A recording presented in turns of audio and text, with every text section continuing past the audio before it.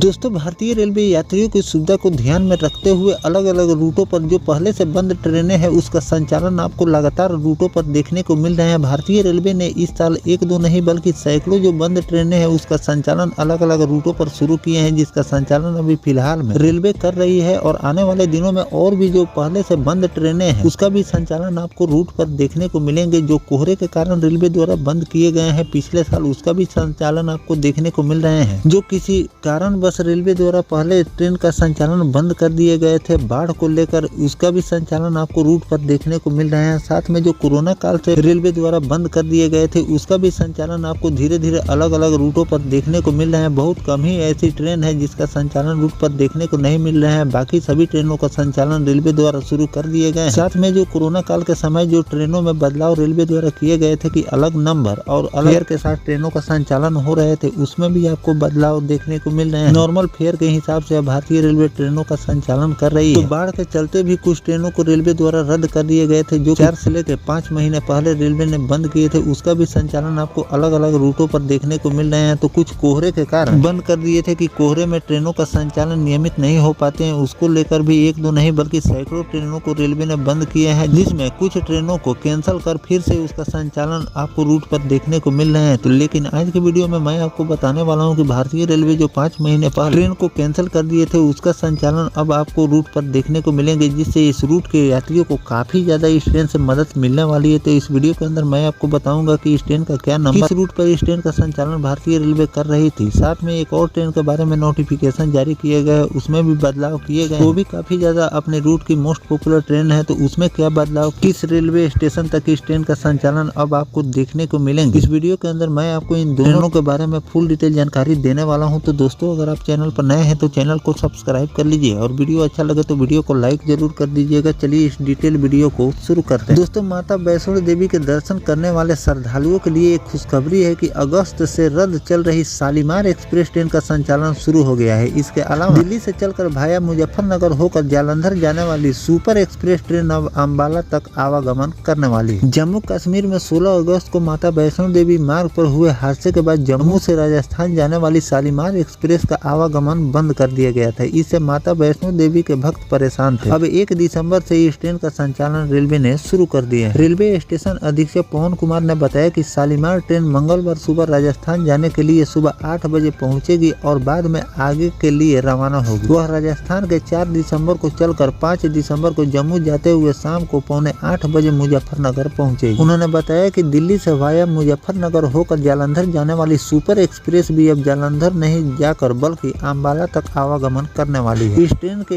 1 दिसंबर से 4 माह के लिए रद्द किए जाने वाले आदेश को रेल मंत्रालय ने निरस्त कर दिया। तो दोस्तों, पहले इस ट्रेन का संचालन भारतीय रेलवे ने रद्द कर दिए थे 4 महीने के लिए कि 4 महीने तक इस ट्रेन का आपको संचालन देखने को नहीं मिलेंगे, लेकिन यात्री भार को देखते हुए इस ट्रेन को भारतीय रेलवे ने रद्द भी कर दिए थे और फिर से इसका संचालन आपको शुरू भी कर दिए गए हैं। इसका संचालन अब आपको लगातार देखने को मिलने वाले हैं। तो इस तरह के बदलाव के साथ भारतीय रेलवे यात्रियों की सुविधा को ध्यान में रखते हुए लगातार चेंजेस पर चेंजेस करती जा रही है। जो ट्रेनों को रद्द कर रही है उसे यात्री भार को देखते हुए पुनः उसका संचालन पर शुरू कर दिए जा रहे हैं, नहीं तो उसके जगह पर भारतीय रेलवे स्पेशल ट्रेनों का संचालन करती है। और स्पेशल ट्रेनों की अगर हम बात करें तो जिन भी रूट पर स्पेशल ट्रेनों का संचालन रेलवे करती है उससे यात्रियों को परेशानी भी होती है, क्योंकि वो ट्रेनें काफी ज्यादा लेट लतीफ चलती है। साथ में उस ट्रेन में आपको नॉर्मल ट्रेन के फेयर के हिसाब से ज्यादा भारतीय रेलवे फेयर भी लेती है। तो इसमें 2 तरह के नुकसान होते हैं कि इसमें ट्रेनें लेट लतीफ चलती है और दूसरी बात ये होती है कि इसमें आपको फेयर भी ज्यादा लगते हैं। तो अगर उस रूट पर स्पेशल ट्रेनों का संचालन रेलवे करती है तो लोगों की नाराजगी होगी। तो इसीलिए भारतीय रेलवे जिस का संचालन पहले से उस रूट पर हो रहे थे उसी का संचालन फिर से शुरू कर दिए, उसे कैंसिल न करके उसको फिर से बहाल रेलवे द्वारा कर दिए गए हैं, जिससे यात्रियों को काफी ज्यादा इस रूट पर फायदा मिलने वाला है। आगे चलकर इस ट्रेन को लेकर जो भी नया अपडेट आएगा वो भी जानकारी मैं आपको लगातार देता रहूंगा। फिलहाल जो भारतीय रेलवे इस ट्रेन को रद्द करके फिर से इसका संचालन शुरू कर दिए, इस पर आपकी क्या राय है कमेंट सेक्शन में जरूर बताइएगा। साथ में जो सुपर एक्सप्रेस को भारतीय रेलवे अब अम्बाला कैंट से चलाने वाली है, इस पर आपकी क्या राय है ये भी कमेंट करके जरूर बताइए। और किन किन रूट बंद ट्रेनों को भारतीय रेलवे को शुरू करनी चाहिए ये भी कमेंट करके जरूर लिखिए। ऐसे तो भारतीय रेलवे द्वारा कोरोना काल की कुछ बंद ट्रेनें हैं जिसमें आपको पैसेंजर ट्रेनों की संख्या सबसे ज्यादा है, जो सुपर फास्ट एक्सप्रेस थी। उन सभी ट्रेनों का संचालन आपको अलग अलग रूटों पर देखने को मिल रहे हैं, लेकिन कुछ ऐसे रूट है जिस पर पैसेंजर ट्रेनों का संचालन अभी भी भारतीय रेलवे रेलवे ने बंद किए हैं, यानी कि अभी उस ट्रेन का संचालन आपको रूट पर देखने को नहीं मिल रहा है, जिससे लोगों को काफी ज्यादा परेशानियों का सामना करना पड़ रहा है। क्योंकि पैसेंजर ट्रेनें लोगों के लिए लाइफलाइन का काम करती है और रोजमर्रा के यात्रियों के लिए पैसेंजर ट्रेनें काफी ज्यादा मायने रखती है। लेकिन रेलवे द्वारा कोरोना काल से इन ट्रेनों का संचालन अभी भी रूट पर